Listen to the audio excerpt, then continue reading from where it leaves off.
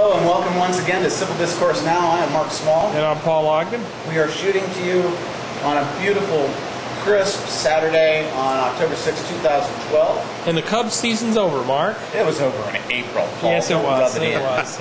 Yeah, but the Braves season is over too on a really bad call. last night. We need to get replacement umpires is what we need to get, apparently. Well, at least we need to get the Cardinals out of the playoffs. Yes.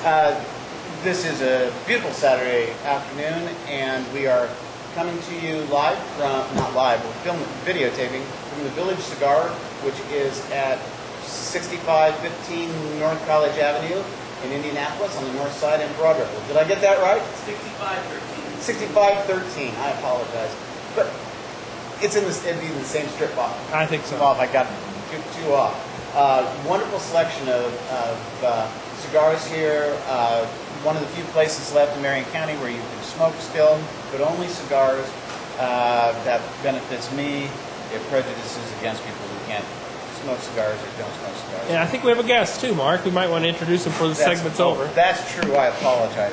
Our guest today is John Barnes, who's candidate for Indiana State Senate from District 32.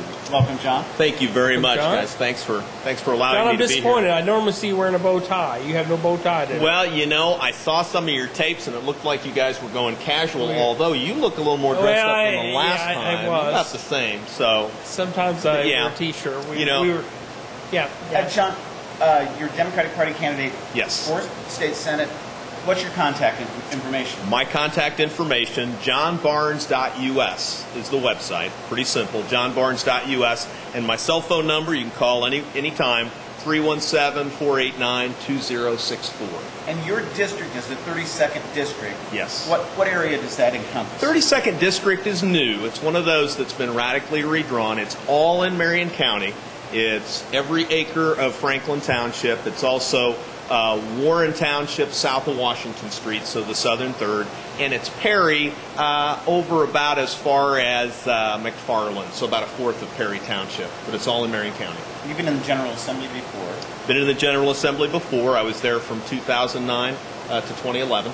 Yep. And if you tell the viewers some things about you. Absolutely.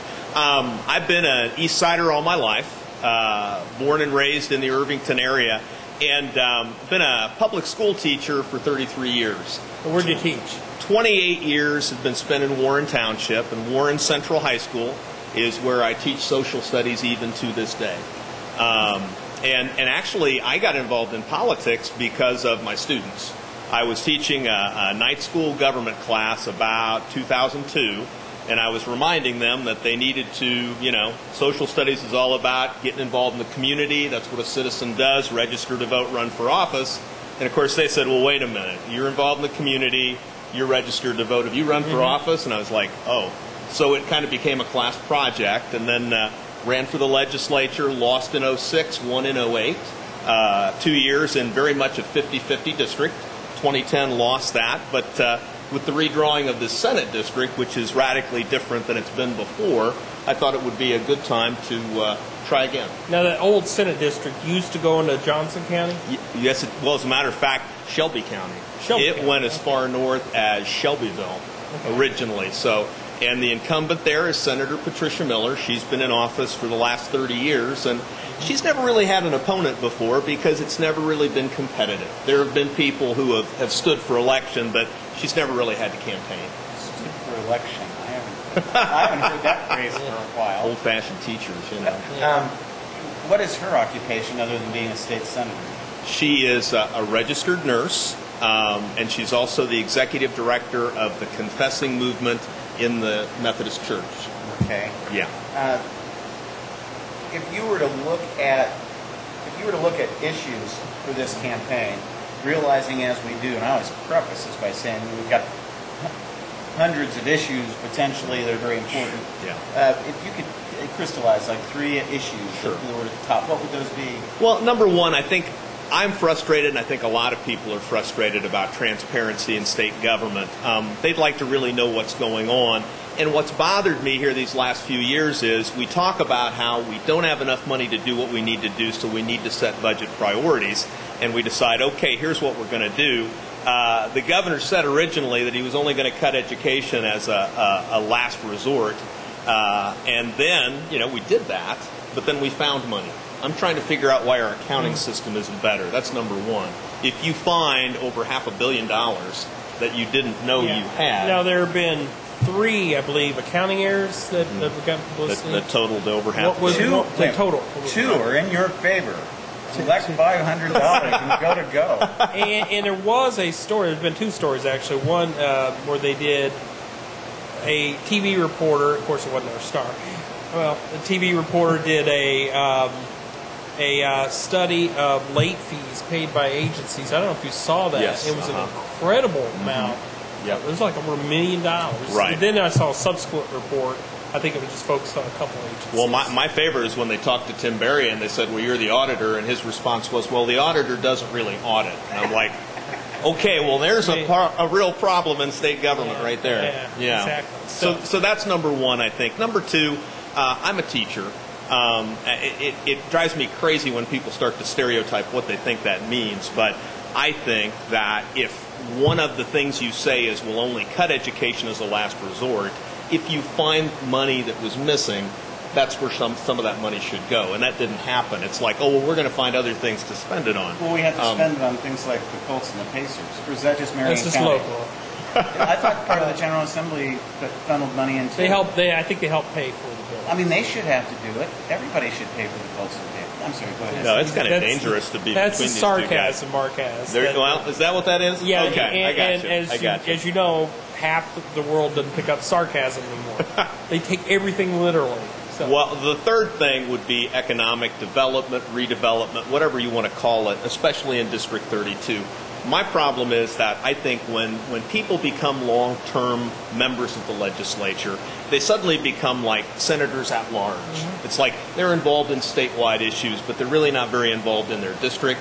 We've had Ford go under. We've had Navistar almost completely go under. We've had Amtrak go down. There's so many different manufacturing things. And it's not a question of saving them, and I'm not talking about bailouts. I'm talking about active interest in terms of how do we help them stay afloat, or how do we reuse those facilities. Navistar has a wonderful thing going on where they worked out a partnership and kept the foundry open. They're creating a motorsports corridor along Brookville Road. And it's because the company and the union, UAW, got together and said, can we save some of these jobs? Those are the kind of creative things we should have going on, but that wasn't because of her. It just kind of happened, and she was like, oh, well, those are the kinds of things I think as an office holder you're supposed to be doing. One of the issues that was dealt with this week was the privatization of the lottery. Yes. Now, I don't need to necessarily ask you about privatization of that, but privatization in general, is that a good idea? Should we fine-tune it? It can be a really good idea, and we've got good examples of it. In the city of Indianapolis, I think privatizing trash pickup is a wonderful thing. I rave about that. We've got great service. But, things like FSSA, when all that worked out in IBM, this just doesn't make any sense to me. I was in the legislature at that time, and there was just problem after problem after problem and all these denials. Now we have a lawsuit. Mm-hmm. And maybe you guys can tell me how much that's costing now. $8.5, $9 million. Get it to cost. They're up to $8 million. And explain for me also why we privatized the suit. Instead of the Attorney General's office handling that, we're paying $9 million This is our show. This is our show. No, but I would point out it's actually worse than that, because a law firm that it's worse. Okay. will remain unnamed. Actually, their client is one of the people involved in the Medicaid privatization, and they're representing the other side. Yeah. So normally that's a conflict of interest, but sometimes it isn't with this law firm. Those are the kind of things when I think, if you're a member of the legislature, you don't just say, oh, are those people in my party? Oh, well, if they are, I'm not going to yell and scream about it. But if they are in the other party, then you need to yell and scream all the time for your constituents, and that's what drives me crazy. I heard a former U.S. Senator describe last night on a show what Dale Bumpers had told her when she came into the U.S. Senate. He said, and Bumpers was a member of the other party, and he said, you should have been here in the Senate as I knew it, because we all were friends, even people from the other side. and we all worked together, but our kids were in school together. I like this phrase. We all had to endure high school band concerts together. I thought that was an interesting comment. Yeah. And he said, but it wasn't like it is now, where people, you're on the other side, you're the enemy, and I don't think anything gets done with that kind of an attitude necessarily. So when you were in the House, were you in the majority then, or minority? We were in the majority during that time. Okay. Yes. So if you go back to the Senate, it's probably still going to be controlled by the Republicans. I don't think there's any question about that. But the difference is that now they have a supermajority. Right. There's only 13 Democrats in the Senate, so it doesn't matter if the Democrats show up or not. They can do business with or without them. So and I you recall need 17 to have that. when they were drawing the maps, that people were talking about, well, they're trying to make the Senate more Republican. I'm like, that's impossible. They can't make it more That's Republican. what we can't figure out. If you're already down to 13 seats, why are you now endangering all these people who They used are. to be They're safe? cutting these margins. I know. There are a number of state senators in the Central Indiana area that are being challenged. We got Schneider being challenged. Yep. We have Mike Young being challenged by Mark Waterfield. Yeah, Brent Waltz. And Pat Miller, Pat Miller. Brent Waltz. Yep. And these are Republicans that are being challenged. Yeah, I mean, I guess I don't understand why it is that that's a bad thing. I mean, I didn't say it was a bad thing. Shouldn't just one party rule everything, Paul? Well, isn't it what you That really would be want? simpler, wouldn't it? That's what's going on in Carmel, and they seem to have some problems up there. Yeah, I guess they do. And in some communities, you can't tell that there's a difference between the two That's parties. true. And I pointed that out about Indianapolis politics. I've been critical of my fellow Republicans for spending big and raiding the tax base with the TIFs and things like that. That's something we've talked about before on other shows. Well, 2 points I'd like to address on the two first issues. Just one is a comment. If you want transparency in government, John, just go to the Columbia Club. just sit there in a couple of evenings. You'll find out. Now, wait, but you can't smoke cigars at the Columbia Club. No, I know that. You go. I'll go. I'll stay I'm here okay and with smoke that. a cigar. Gotcha. You can tell I'll call us you. what's going on. Yeah, sure. The other thing is, in terms of education, the state has made an effort to put more funding, or put funding, and then put more funding into charter schools and into voucher programs. Sure. And I'm stating my view on things, which Paul knows. I think we should keep money in public schools and emphasize our public school system.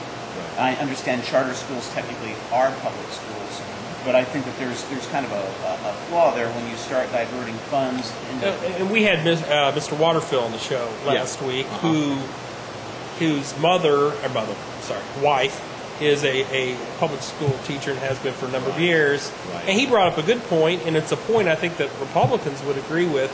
He talked about all the restrictions that are involved in, and you would know about it, with teachers having to be there a certain time of day. And and I would think a lot of Republicans would support removing those restrictions. Yeah, what kind of restrictions are those? Well, the restrictions have to do more in terms of like the amount of number of meetings, and we're not as free with the academic content.